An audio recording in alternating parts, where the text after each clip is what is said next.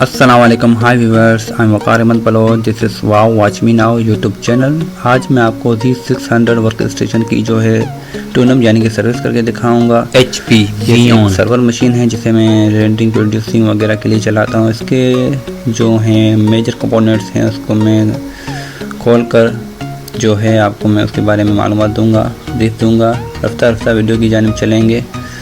जो है ये एक अच्छी मशीन है, जो इसकी जो सारी जो सीरीज़ है सर्विस के लिए चलते हैं वीडियो की जानिब। इस चैनल को सब्सक्राइब ज़रूर कर लें बेल आइकन के साथ।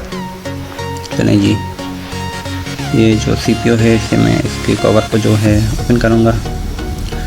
तो है आपको जो है जैसे पहले जो है इसका जो मदरबोर्ड है वो आपको उसके ऊपर जो है बहुत सारे जो कंपोनेंट्स नज़र आएंगे। वैसे भी Z600 जो है इसकी जो सीरीज़ की जो भी लेवल के उसमें बहुत सारे कंपोनेंट होते हैं। ये एक पावर सप्लाई है जो 650 वाट्स की है, 650 की जो है उसमें दिखा रहा हूँ। उसके जो ये पिन वाली सप्लाई होती है जो लगाती है कनेक्ट हो जाती हैं। इसकी जो प्राइस है वो 6000 है। और ये टूल्स वगैरह जो इस्तेमाल होंगे, ये एक रबड़ है जो स्कूल में भी जो बच्चे भी इस्तेमाल करते हैं वही चीज़ होती है, वही रबड़ होता है। तो ये भी इस्तेमाल होगा, ये भी यूजेबल है इसी इलेक्ट्रॉनिक के लिए। तो चलते हैं जी, ठीक। अब ये जो है एक थर्मल है, जो कूलिंग फैंस है इसके अंदर, जो रैम का जो है टेम्परेचर वो उसको नॉर्मल रखने के लिए। CPU में तो जो है रैम रैंडम एक्सेस मेमोरी कहलाती है, वो 2 लगी हुई हैं 4 GB 2, ये सर्वर रैम कहलाती हैं। और ये जो इसकी जो रैम्स होती हैं वो सर्वर वाली होती हैं, वो सर्वर मशीन में ही लगती हैं। ये DDR3 की रैम है। इसकी जो एक्सेस मेमोरी वो है 1600 मेगाहर्ट्ज़, वो एक्सेस मेमोरी कहलाती है, रैंडम एक्सेस मेमोरी। और ये इसका मैं GPU निकाल रहा हूँ जो ग्राफिक्स कार्ड कहलाता है, गेम कार्ड भी कहते हैं इसको मार्केट में। और ये जो है प्लग इन हुआ पड़ा है, तो इसको हम निकालेंगे। इसके साइड में एक पिन होती है, उसको आप ऊपर करेंगे तो ये कार्ड जो है फ्री हो जाएगा। तो इसको खोलने के लिए मैं जो है उसको ऊपर खींच रहा हूँ, लेकिन एक चीज़ है उसमें जो अटकी हुई है कार्ड ऊपर से नहीं आ रहा। तो जो एडाप्टर लगा हुआ है उसके पीछे जो चीज़ है कनेक्टर, एक कनेक्टर है जो पिन के ऊपर लगा हुआ है, तो वीजे पिन के ऊपर। इसमें HDMI साथ में होता है। और इसके अलावा जो है इसके ऊपर मैंने एक चीज़ लगा दी है, कवर लगा दिया है वह जो वैसे का। और ये जो है ये पिन है, उसके साथ ये ब्लैक कलर की आपको जो दिख रही है PCI एक्सप्रेस कहलाती है। जो इसको मैं कार्ड को भी साफ़ कर लूँ, तो उसको केयरफुल इसको सफाई करना बहुत ज़रूरी है, इसे साफ़ करना बहुत ज़रूरी है। अगर आपने सफाई नहीं की तो ये वो है बंद भी हो सकता है, गेम भी कर जाएगा।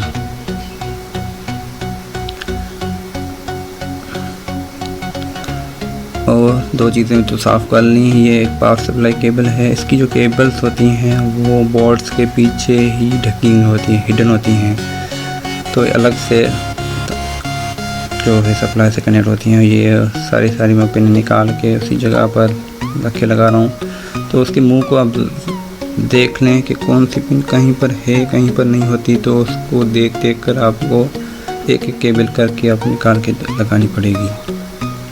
तो उसकी पिन की शेप देखकर आप उसको लगा सकते हैं। पिन जो होती हैं किस जगह पर नहीं होती है, किस जगह पर होती हैं, तो उसे देख कर आप उसको प्लग इन करें। और अभी जो मैंने जो केबल निकाली थी वो थी SATA केबल, और इसकी जो बोर्ड्स की जो है बटन ऑन ऑफ की जो केबलें होती हैं और ये USB वाली भी केबलें होती हैं, जो आप अगर आपका बटन काम नहीं करे तो आप इससे डायरेक्ट भी ऑन कर सकते हैं कुछ केबलों को मिलाकर। तो ज़्यादा बेहतर होगा कि आप किसी एक्सपर्ट से ही ये करें। अगर आपको इसी मालूमात नहीं है तो आप केबलों, 2 केबल्स को आप आपस में नहीं मिला सकते, जो मैं कह रहा हूँ पावर केबल्स कहलाती हैं, जो CPU को ऑन ऑफ करने में मदद करती हैं। ये सारी इसी लाइन पर लगी हुई होती हैं। इसके अलावा एक जो बड़ी केबल है, ये जो है पावर सप्लाई वाली है, तो ये बोर्ड को जो है पावर देती है। जैसे जो पावर सप्लाई जो है PSU पावर सप्लाई यूनिट, तो उससे उसका जो लिंक है जो है वो उसकी जो केबल है वो ये है। ये बोर्ड को जो पावर देती है, इसे आप केयरफुल करके निकाल भी सकते हैं, लगा भी सकते हैं।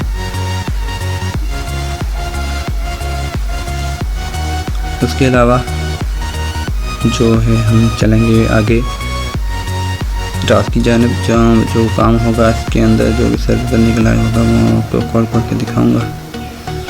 जो है लाइट भी चली गई है, इसलिए जो है जो देखने में परेशानी हो रही है। मैं मोबाइल टॉर्च इस्तेमाल कर रहा हूँ और साइड में निकाल रहा हूँ। ये थर्मल फैन कहलाता है जो साइड में लगा हुआ है। आपको थर्मल फैन को बायोस से तेज़ भी कर सकते हैं, इसकी स्पीड से लो भी कर सकते हैं। इसमें 2 फैंस होते हैं।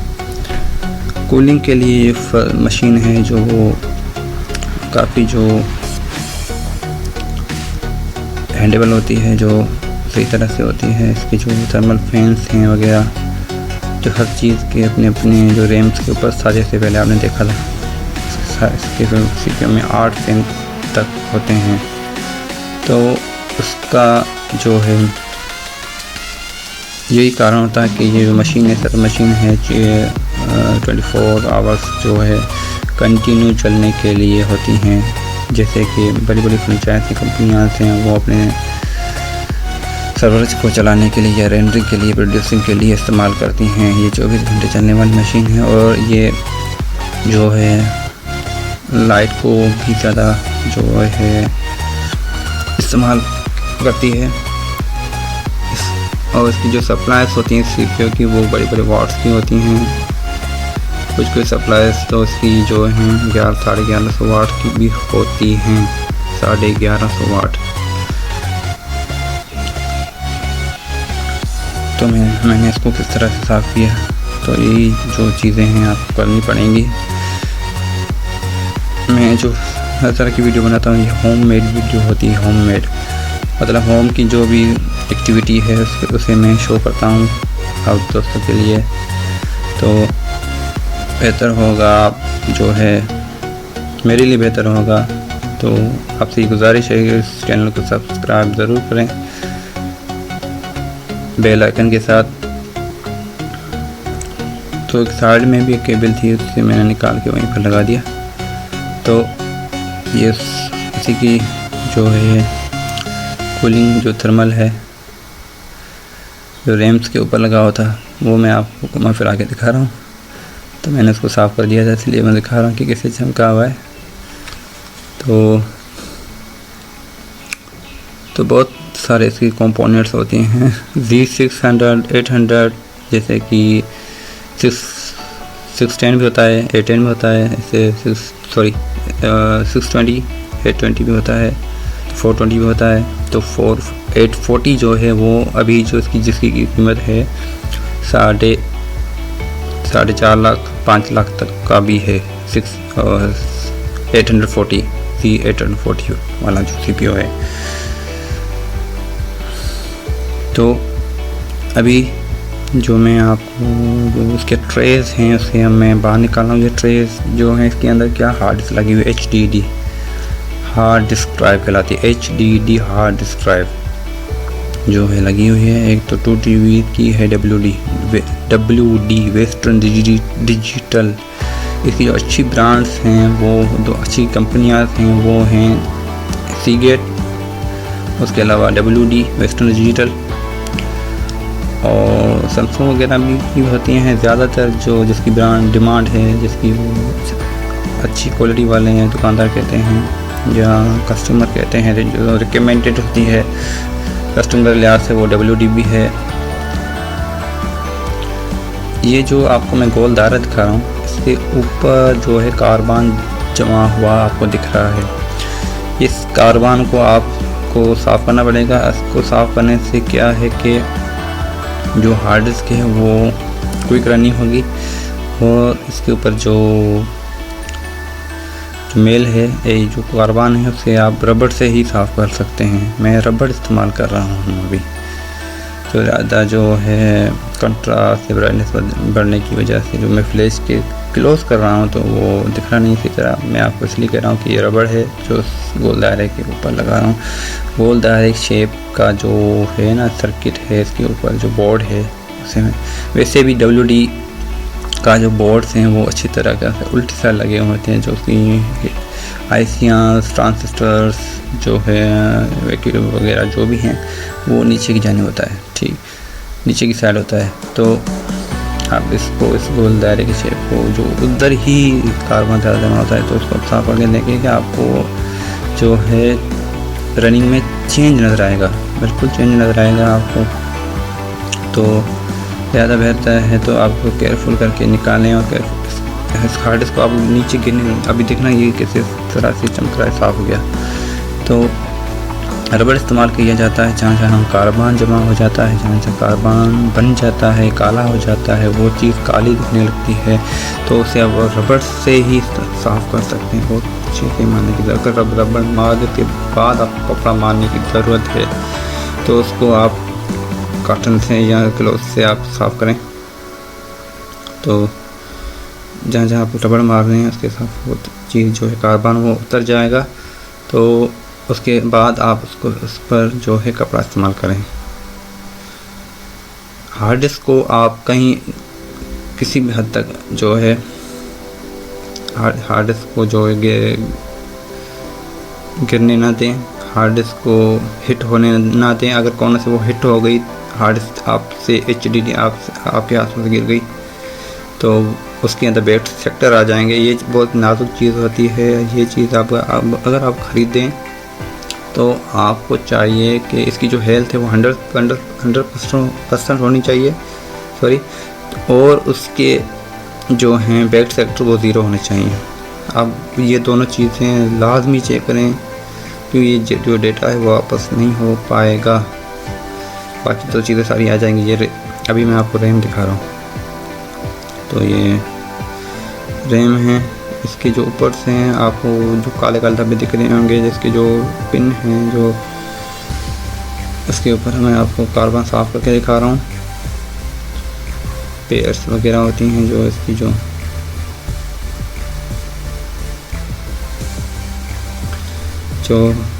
पोर्ट्स के अंदर जो लगती हैं, उसी साइड जो पोर्ट्स की साइड सी वो चीज़ें जो है आप इनकी साइड में पहले उसको मैंने क्या मारा था, रबड़ मारा था। रबड़ के बाद बुरश मार के थोड़ा आराम से आपको जो कि बी केयरफुल होकर जो है कपड़ा या टिश्यू पेपर से साफ़ करना पड़ेगा।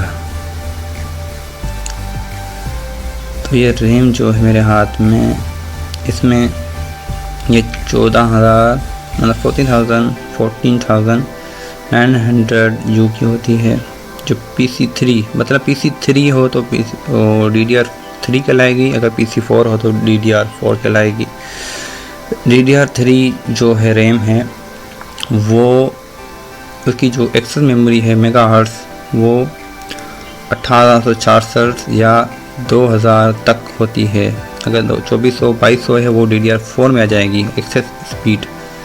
Core i5 Core i7 में 1600 मेगाहर्ट्ज़ एक्सेस स्पीड या 1333 मेगाहर्ट्ज़ भी होती है, तो 1600 मेगाहर्ट्ज़ भी होती है, 1866 मेगाहर्ट्ज़ भी होती है।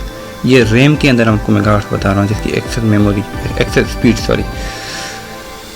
ठीक। उसके अंदर DDR3 4 अभी जो DDR4 तक उसका एंड है, अभी तक DDR5 जो है लॉन्च जो नहीं हुई, उसे जो है नहीं दिखाया गया। अभी मैं इसको वापस लगा रहा हूँ। जो रैम की साइड, इस CPU की बैक साइड जो है थर्मल फैन, उसको मैं वापस से इसको फिट कर रहा हूँ। तो उसको किस तरह से मैं फिट कर रहा हूँ वो आप देख लें।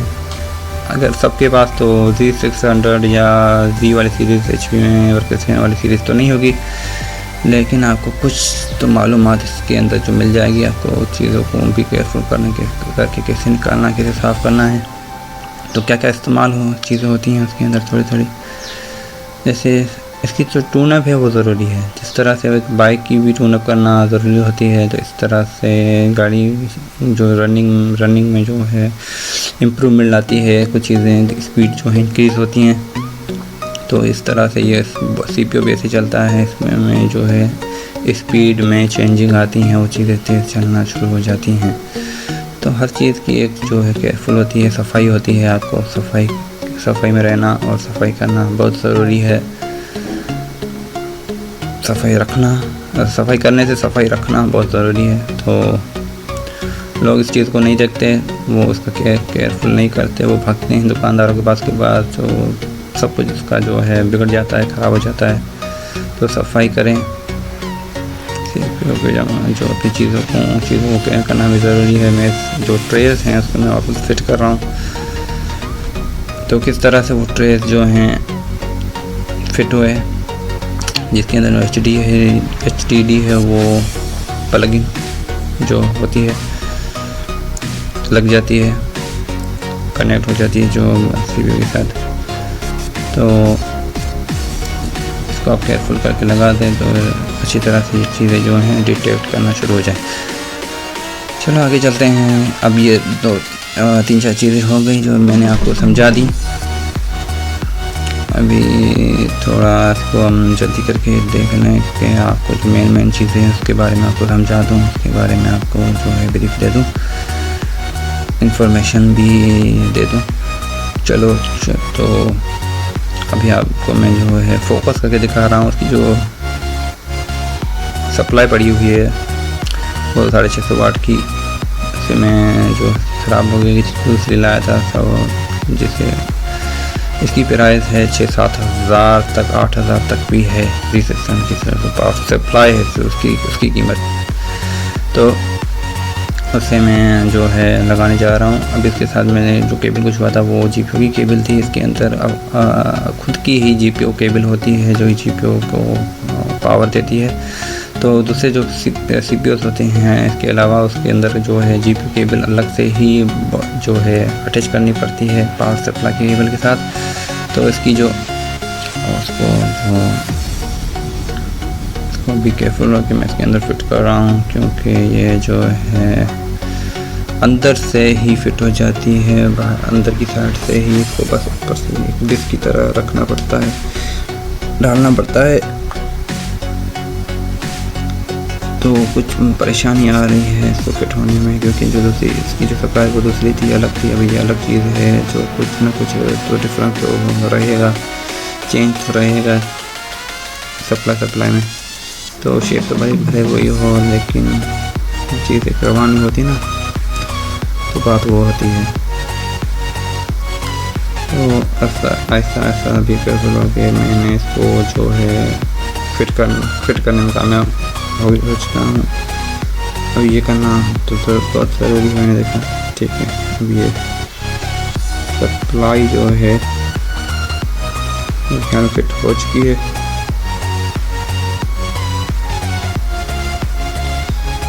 अभी जो इसके जो है पीछे में सफाई कर रहा हूँ। शायद मैंने सप्लाई थोड़ी ऊपर लगा दी है, मेरी पूरी नीचे नहीं गई है। कुछ केबल वगैरह थी शायद, इसकी वजह से। और उसके बाद में जो है और जो हीट से खोलने जा रहा हूँ, इसके जो सारे का जो कवर था उसको खोलना तो बहुत ज़रूरी था। जो रैम को जो फेर दे रहा था उसको खोला।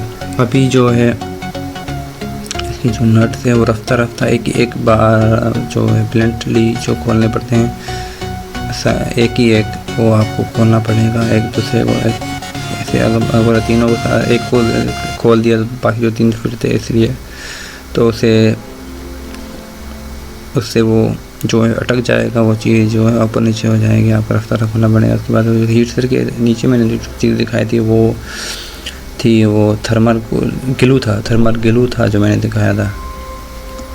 थर्मल ग्लू लगाना CPU के ऊपर लगाना बहुत ज़रूरी होता है, वो उसको कूलिंग करने में मदद देता है। ये इसका जो है ये है प्रोसेसर, इसके अंदर कोर्स भी होते हैं, जैसे स्नान के अंदर कोर्स होते हैं, मगज़ होता है, इसके अंदर भी कोर्स होते हैं। ये इसके अंदर जो कोर्स हैं वो 6 कोर्स हैं और इसके जो कैशे है वो 12 MB है और मेरे ख्याल में इसके अंदर 16 या 32 थ्रेड्स भी होंगे, शायद 50 के करीब हो सकते हैं, जो 32 के करीब हो सकते। मैंने इसकी डिटेल में नहीं किया, तो उसके थ्रेड्स भी ज़्यादा होते हैं Xeon के, ठीक है। ये एक जो है Xeon CPU है, ठीक है। तो Xeon के अंदर तो लाजमी बात है, तो ज़्यादा जो है कोर्स होते हैं और उसके अंदर ज़्यादा थ्रेड्स होते हैं, भी ज़्यादा होती है। तो ये पहले मैं बोलता हूँ ये सर मशीन कहलाती है। उसके अलावा मैं अब इसके ऊपर जो है थर्मल ग्लू जो है पेस्ट कर रहा हूँ।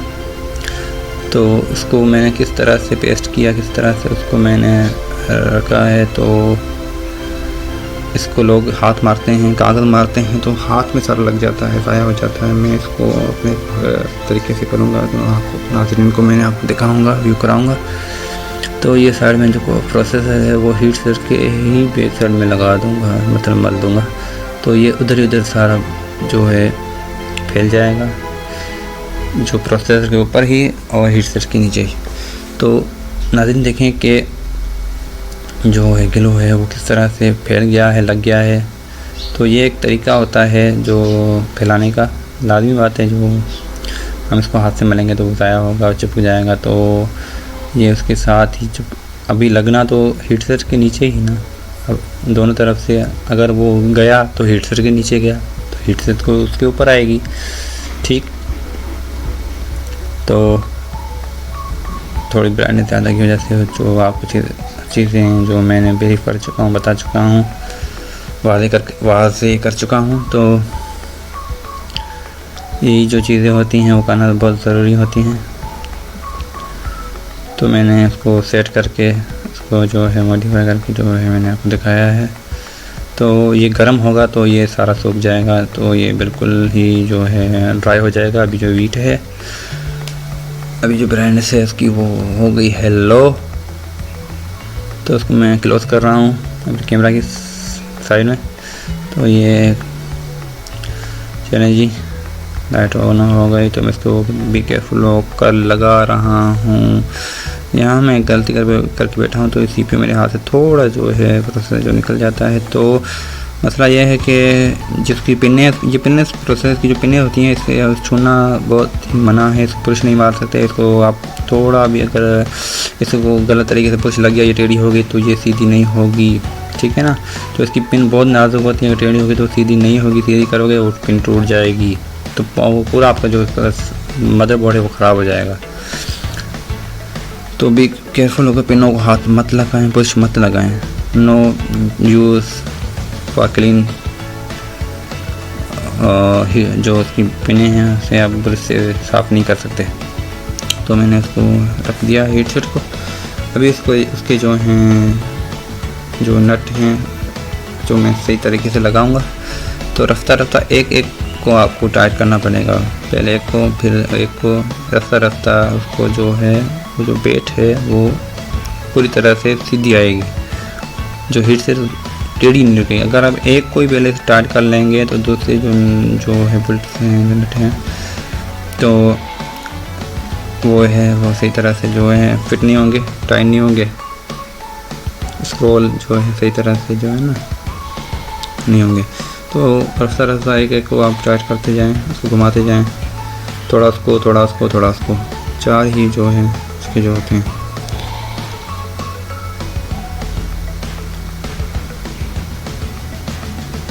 तो नाज़रीन हमको समझ में आ गया होगा कि किस तरह से जो हेडसेट को फिट किया जाता है। तो एक एक को मैंने अभी टाइट कर लिया है, फिट कर लिया है। तो चीज़ जो है आपको दोबारा से मैं उसको चेक भी कर रहा हूँ क्या कि ये पूरा टाइट है या नहीं। ठीक है, तो इसके साथ अभी ये सिंगल प्रोसेसर लगा, उसके साइड में आपको प्रोसेसर भी दिख रहा होगा। तो वहीं पर आप प्रोसेसर सेकंड जो है CPU आप फिर लगा सकते हैं। तो इसके वो 12 कोर हो जाएंगे, वो थ्रेड भी ज़्यादा हो जाएंगे, तो 24 MB कैश हो जाएगी। जो ये जो है Xeon प्रोसेसर में Z600 CPU है। मैं आपको दोबारा आगाही दूंगा इसके बारे में। तो काफ़ी सारी चीज़ें जो है कंप्लीट हो चुकी हैं। तो उसको मैं कवर दे रहा हूँ। तो उसको मैं जो है लगा रहा हूँ, उसको मैं फिट कर लिया। ओके, ठीक है। खुदा हाफिज़। चैनल को सब्सक्राइब कर लें, लाइक कर लें, शेयर कर लें और इसे जो है आगे फैलाएं। वीडियो। ओके, खुदा हाफिज़।